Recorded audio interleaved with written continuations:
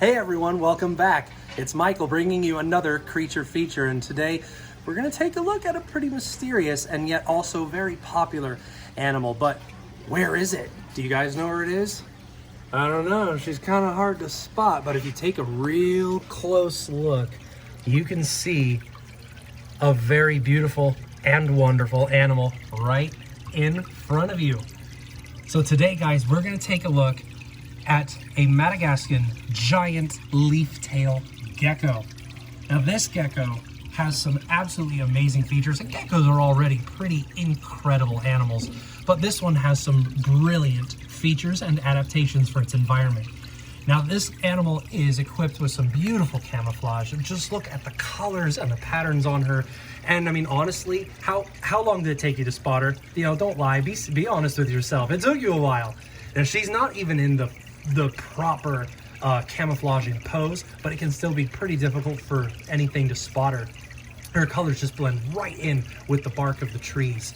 These geckos are an arboreal species, of course, love being up high in the trees, staying out of trouble, and they tend to not be very active in the day, but nighttime is, of course, when geckos really kind of come out and do most of their normal stuff, hunting for insects, for example, and that's a lot of what she'll eat. Although these do get to be some pretty big geckos. Now, when we say giant gecko, we're not talking, you know, things as big as us or bigger than us. But when it comes to geckos, this, let's see if I can get a good size reference here. Between my fingers right there is about, because her tail's kind of curled up, so I'm sticking this finger out a little bit more than what it looks.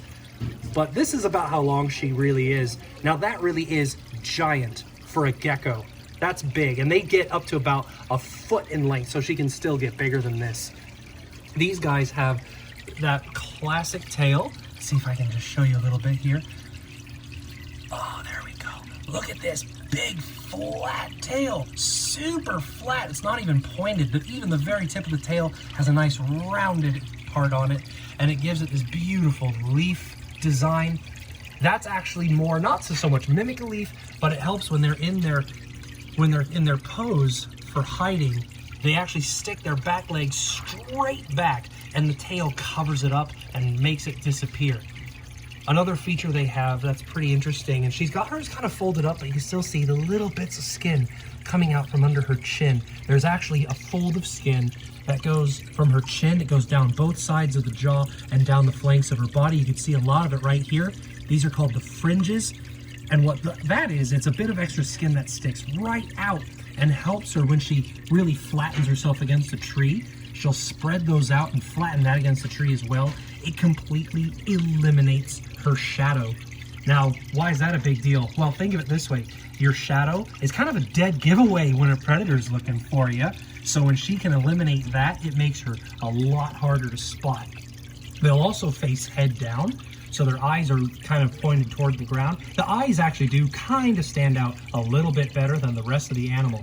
But if something were to spot her, they have a pretty interesting and I would say pretty startling reaction where they will actually lift their head straight up super quick, open this really large mouth, and scream at you. How many of you guys knew geckos can do that? That's another thing that makes not just this gecko, but all geckos pretty interesting in the lizard world, is geckos are vocal and they can scream, chirp, bark, growl, squeak, all kinds of little noises. So she'll let out this high-pitched squeal to startle a predator, and very likely she'll even take that opportunity to dart up the tree and escape. But they're really popular among gecko collectors. I wouldn't really call it something you should get as a beginner. They're a little bit more of a intermediate to advanced level gecko.